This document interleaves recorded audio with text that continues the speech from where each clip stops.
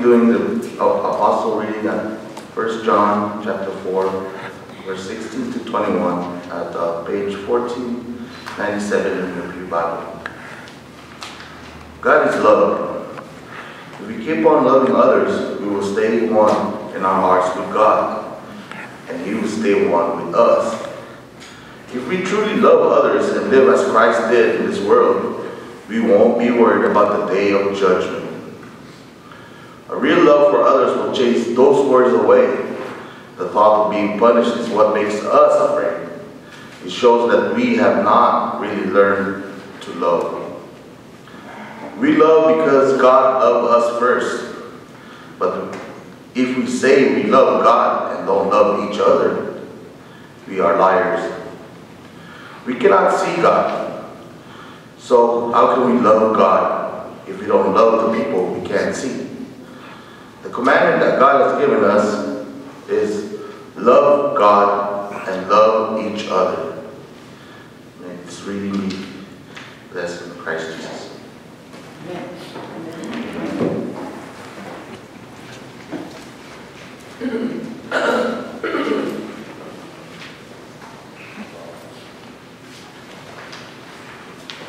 I've titled my message today, Love Takes Practice. And I really believe this is true. Some people are not all that easy to love. Okay. Think of people that have talked behind your back and said pretty ugly things, have done some pretty ugly things, and to be able to even love them too. It's something you usually don't do when you're a small child.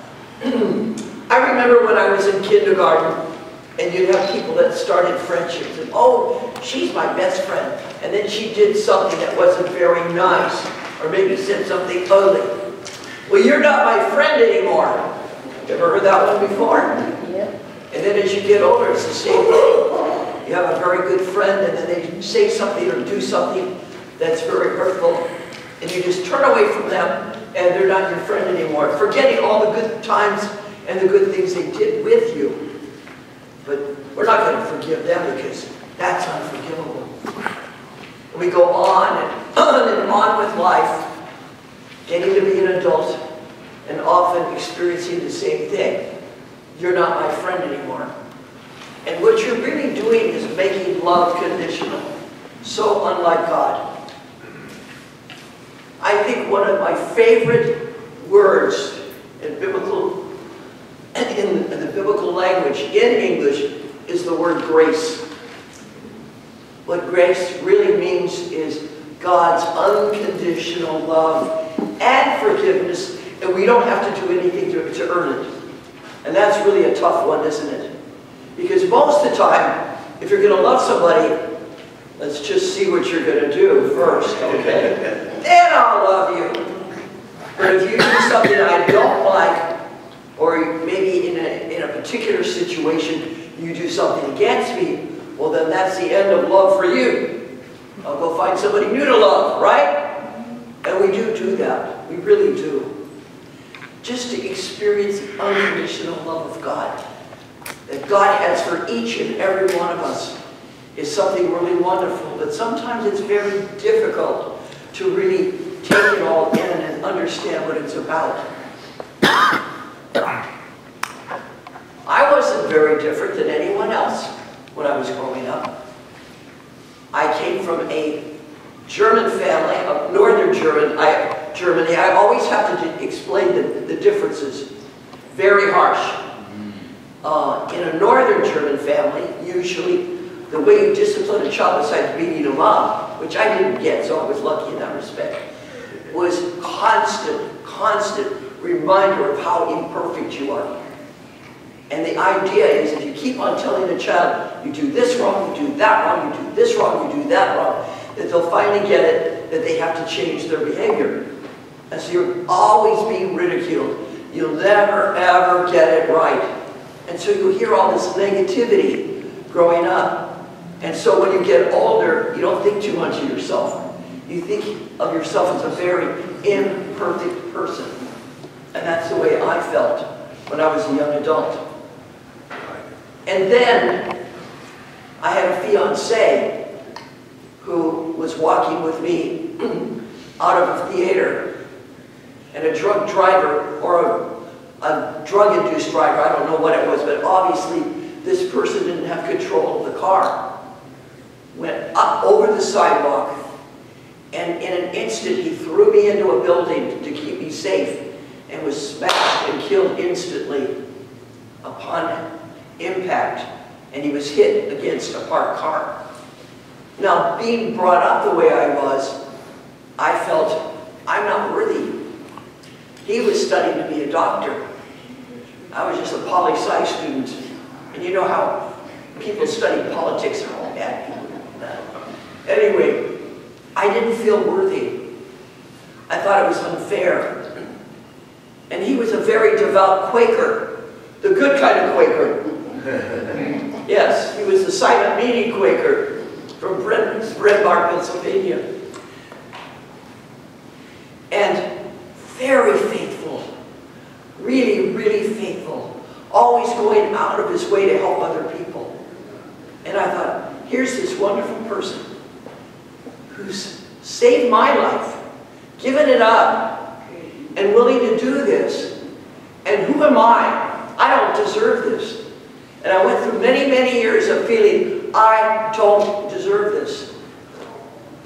It was only when I became a person of faith myself that I realized we all deserve this. He was a Jesus model. He was willing to give up his life to save my life.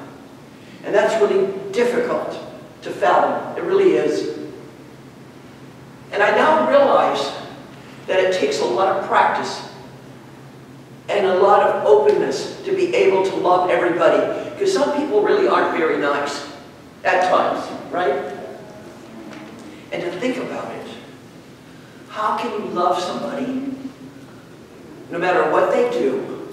Or, on the other hand, are you worthy to be loved so much that somebody is willing to give up their life for you? Are you worthy? And my answer is absolutely. Everyone is worthy. I don't care who you are or what you've done. Everyone is worthy. And it takes time to feel the unconditional love of God. Because you certainly haven't gotten it from humans, have you? Always, love is so conditional, isn't it? In most cases. I'll love you as long as, and then you can finish the sentence. It reminds me of a story I just read in Guideposts about this nurse. She was, for many years, a nurse in the ICU, helping a lot of people who are really, really seriously or gravely ill. And in her personal situation, she had one son who overdosed on opiates. 6 months later, the second son overdosed. Can you imagine how she felt? What could I have done to stop them? What could I have done to help them? You know, blaming herself that she was partially responsible. And the thing is, it took time for her to realize that they themselves had chosen to take opiates to the point of where they were addicted and actually lethal in their cases. And now she's sort of on a one woman, with help of course, campaign to work on reducing the prescription of opiate drugs for pain for people. Because so often when they take painkillers, they just keep on taking more and more and more because they're addicted at an early stage, and it's very unfortunate. But it was very difficult for her to be able to love herself. Because again, we're very prone to want to feel guilty about what we do, or for somebody else's behavior. If I'd only said something or done something and stopped them, and this is particularly true of cases of suicide. You know, if I'd only been there, if I'd only said something, if I'd only gotten that person to some kind of professional help, then they'd still be alive today. It's all my fault. I could have done something. And you know, a lot of times you can't. You really can't. It is difficult to love yourself when you've been beaten up verbally by others. Bullying is nothing new. They've been bullying as far back as I can ever recall in any of my written literature that I've read. You always had your bullies that put themselves up to put another person down. And they wouldn't stop. They'd go after you, and after you, and after you, to make you feel very, very small. Sometimes, if we try to understand these folks and truly let them own their own behavior, when they call you fat and ugly and stupid and nasty and maybe say things unkind about your family, who truly has the problem? Are you the one that it's all true about? Or is it them? Are they the ones that have the problem? And when we can let others own their own behavior, it frees us to be able to love and to accept the love of God. Do you realize that God loves each and every one of you? And there isn't a condition on it? Now, if you're a good girl today, I'll love you. But if you do something I don't like, I'm just going to turn my back on you. It doesn't work that way. God truly loves you unconditionally. And that's what we all need to remember. There isn't anyone here, I don't care what you've done, I don't care what you've said, I don't care who your family is, it doesn't matter what your income is, or your educational level, or anything else. God sees you as a child created by God. And as I always say, God makes no junk, right? They're all worthy. And so let's work on it. Let's work on ourselves. Let's open ourselves to the love of God. Even if your next door neighbor doesn't love you, at least God loves you, right? And that's the one who created you. So that's the one that really matters, right? Your neighbor can own her own problems, right? God, your creator, loves you and always will.